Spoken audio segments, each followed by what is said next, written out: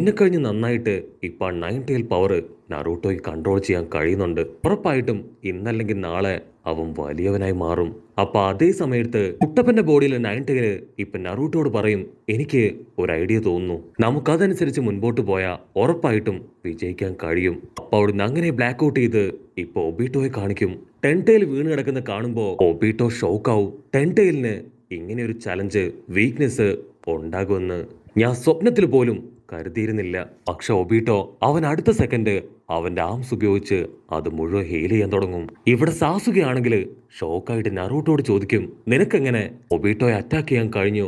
അതിന് നറൂട്ടോ അവൻ പറയും, ഗാമത്തവള പ്രയോഗിച്ച ആ ഒരു അറ്റാക്ക് അത് അവന്റെ ബോഡിയിൽ എഫക്റ്റ് ചെയ്യുന്നുണ്ടായിരുന്നു. അത് സേജ് മോഡ് പവറാണ്. ഒബീട്ടോയും ഇപ്പൊ സേജ് മോഡിലാണ്. എന്നെ കൊണ്ടും സേജ് മോഡിലേക്ക് പോകാൻ കഴിയും. സോ ആ പവർ ഉപയോഗിച്ചാണ് ഞാൻ ഒബീട്ടോയെ അറ്റാക്ക് ചെയ്തത്. സാസുക ഷോക്കാവും. അവൻ ഇതുവരെ സേജ് മോഡിനെ കുറിച്ച് കേട്ടിട്ട് പോലുമില്ല.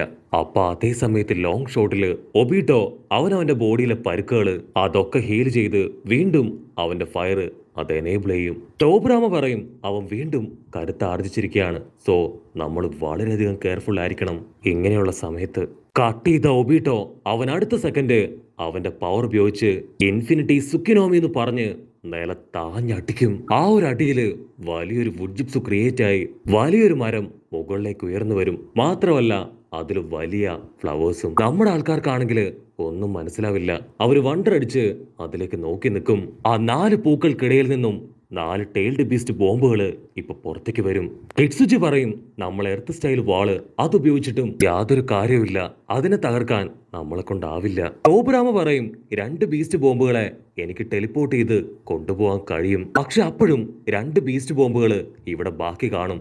അവറ്റകളെ കൂടെ കൊണ്ടുപോകണമെങ്കിൽ എന്റെ ബ്രദർ ഹാസിറാമ അദ്ദേഹം ആവശ്യമാണെന്ന് പറഞ്ഞ് അവനിപ്പോ ഹാസിറാമയുടെ പേര് വിളിച്ച് നിലവിളിക്കും.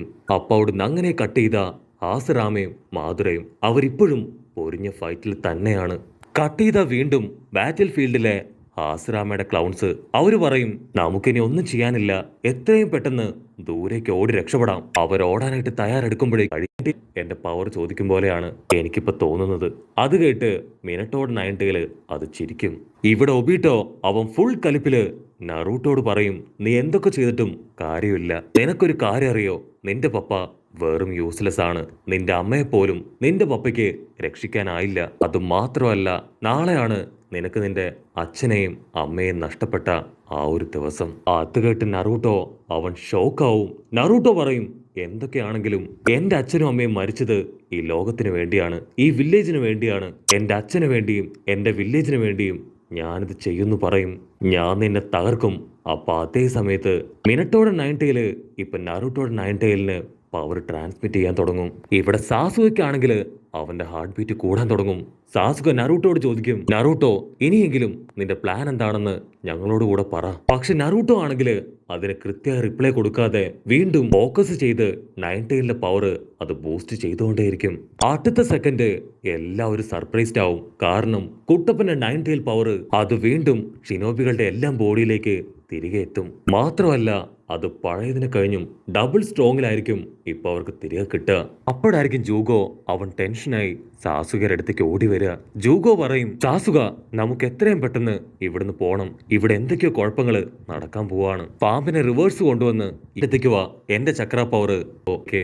അങ്ങനെ പതിയെ പതിയെ മുഴുവനായിട്ടും അവൻ കണ്ണു തുറക്കും. പക്ഷെ അവൻ കാണുക ആ നയൻടൈൽ പവറിൽ പ്രൊട്ടക്റ്റഡ് ആയി നിൽക്കുന്ന ഷിനോബികളെയാണ്.